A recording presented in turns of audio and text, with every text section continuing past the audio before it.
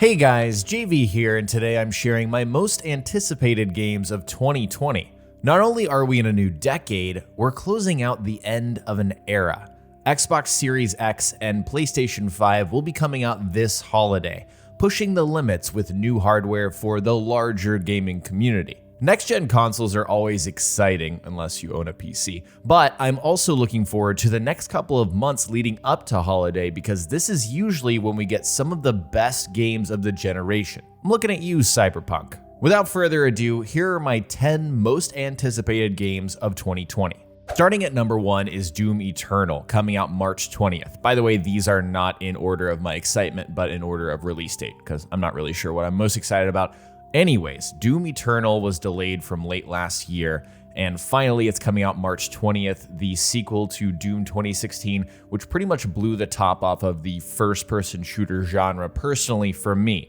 It showed me that aggressive, high-octane, visceral, heart-pounding combat is what I wanted out of a first-person game, and it also showed me how important the music is to how you're feeling emotionally in any single moment, because the soundtrack for Doom 2016 by Mick Gordon was incredible. It would not have been the same game without the music, without the score. And so we're going into Doom Eternal with high hopes, right? Because Doom 2016 was so fantastic, a triumphant return for a franchise that had been in quite a lull for a long time. As long as id keeps making sequels for this series in the same way as Doom 2016, I will guarantee that I will play them because I love it that much. And I love that they stick to the formula. Doom guy, he doesn't talk, they didn't try to change anything. They stuck to their guns on what this character is and has always been. I really appreciate when developers are able to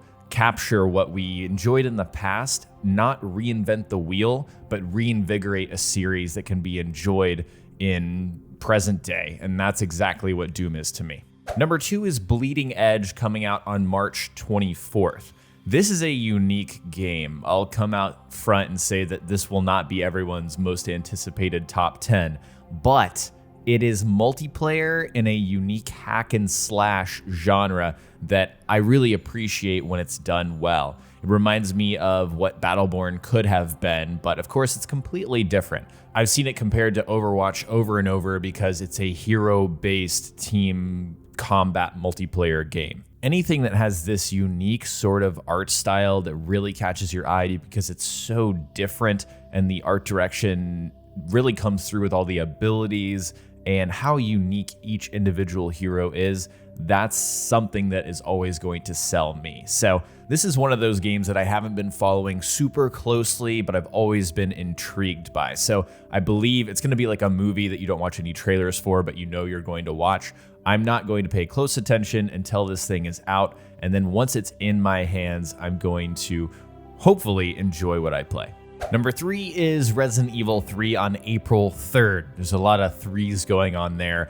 Simply put, I talked about this in my favorite games of 2019 video. Resident Evil 2 was so good. I don't think anything has been quite as terrifying in my recent memory as Mr. X, the tyrant, chasing you through the house in Resident Evil 2. And so building off of that experience and playing Resident Evil 3 and its story through for the first time, because I didn't play the original, will be a treat. Resident Evil 7, Resident Evil 2, Capcom's on a really good streak with those games. The new engine, the new format and formula, it's similar to Doom in that it's an older series that's been reinvigorated and reimagined, but not reinventing the wheel in a way that damages or harms the experience. I'm ready to be terrified again, and the Nemesis looks like a very terrifying character, and so I'm very excited to play Resident Evil 3. Number 4, of course, is Cyberpunk 2077, coming out April 16th. This game and its reputation speaks for itself. The anticipation and the hype is absolutely massive, and it's deservedly so. Obviously, they came out with a huge splash with Keanu Reeves at E3, which became a meme, which I've already referenced to in this video. If anyone is going to be trusted to make a really good RPG, especially with the current state of Bethesda, it's gonna be CD Projekt Red.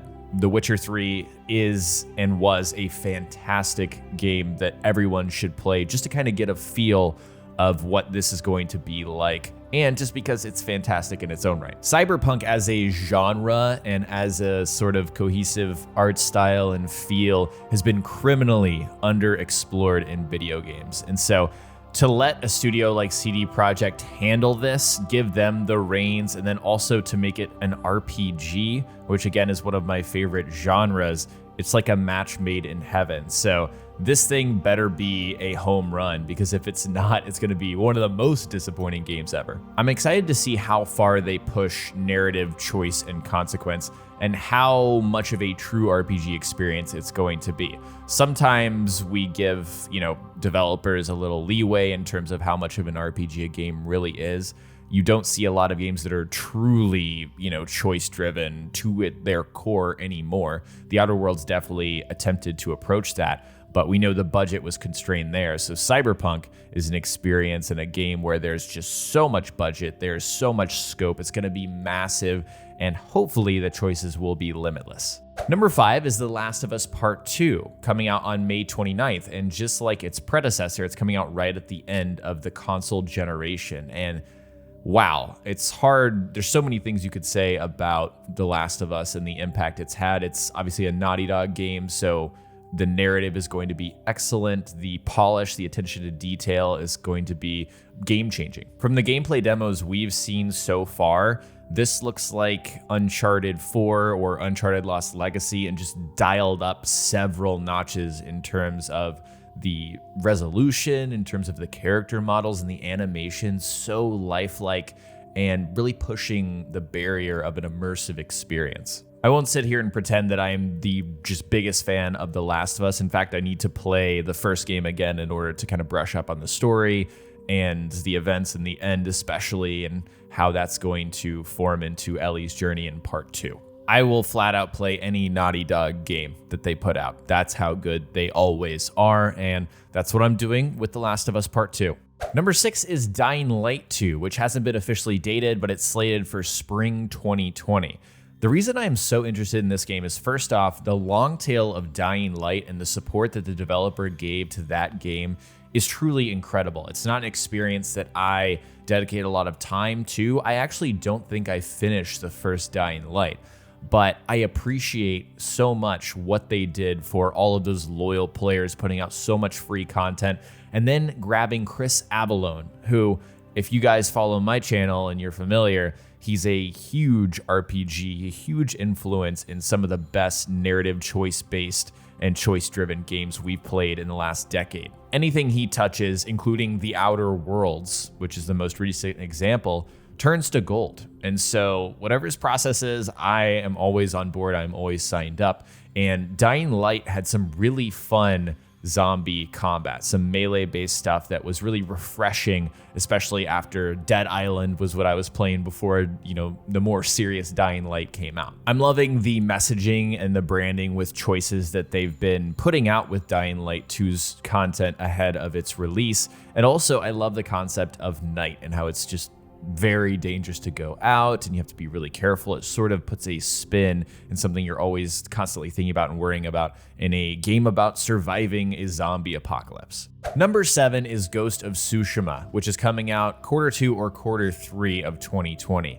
This game has been on my most anticipated for a long time, and this is the year it feels like it's actually going to come out. It's actually for real. This is another sort of genre and time period and subject matter that is not approached in the way that it's going to be in Ghost of Tsushima, and kind of an open world action type of experience. I mean, we did get Sekiro, but I feel like that's completely different. The thing is, Sucker Punch is developing this game, and Infamous is one of the most underrated series of all time in my book. I've always really appreciated and enjoyed those games, and really appreciated Sucker Punch and everything that they do. It's shaping up to be technically and visually breathtaking, and it just looks like a game for me. It's always felt that way ever since it got announced, and there's not much else for me to say about Ghost of Tsushima other than I want it to come out so badly. Number 8 is Godfall, which just got announced at the Game Awards, slated to come out late 2020. This could be pushed easily into 2021. I could see that happening unless it's going to be a launch title, but this is the first officially confirmed game for PlayStation 5.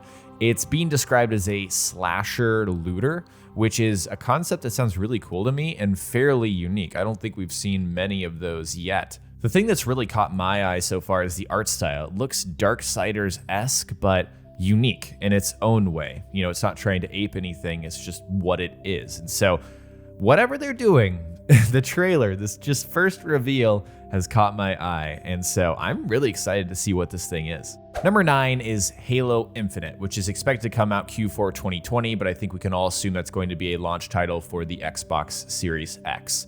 We've seen some kind of tech demo-y looking stuff for this game, but it goes without saying, it's a Halo game, it's the next Halo game, it's something I'm always going to be really excited to play, and the engine footage that they've shown, what you guys are seeing right now, it looks on another level completely from anything we've seen. It's been too long since we've gotten a mainline Halo game, and so it kind of feels like it's time, and also it feels like a bounce back opportunity for 343, which I don't think people have been the biggest fans of. Needless to say, people didn't really enjoy 4 or 5 nearly as much as Bungie's Halo games. I think the combination of how long we've waited and sort of the bounce back narrative for 343 and the fact that it's a launch title for Series X gets me pumped. It gets me excited about this Halo. And so I hope this starts a very bright future for a very beloved franchise. And finally, number 10, you guys know I had to squeeze one in there. It is Starfield, a Bethesda game. So this is the first new RPG Bethesda has made in so long in terms of a new IP. And they've been working on it for so long since they stopped or launched Fallout 4. So it's been in the cooker. They've been crunching away on this thing. Who knows what it's going to be? A space RPG. That's pretty much the only concrete information we have. You can, speculate on little interviews and things people have said, but space RPG. I hope it delivers. And I am fully aware that this may be delayed into 2021 or the future. Who really knows on this thing? But if it came out holiday 2020, that would be really exciting. That wraps up my top 10 most anticipated games of 2020. I hope you guys enjoyed. An honorable mention I'll say is Watch Dogs Legion. It got delayed. We were supposed to kind of see it in the early part of 2020, but I don't know. Something about Ubisoft games lately don't really excite me. I think that's Ghost Recon Breakpoint just supremely disappointing me, and I'm kind of feeling some leftover distrust from that. But in any case, let me know what you guys are looking forward to the most in the comment section below. What is your top 5 or top 10, however many you want to share? Share that in the comments below. If you enjoyed the video, hit that like button and remember to subscribe and hit the bell so you don't miss another video. Check the description for links to my social media and to join my community Discord server. Thank you so much for watching, and I'll talk to you next time.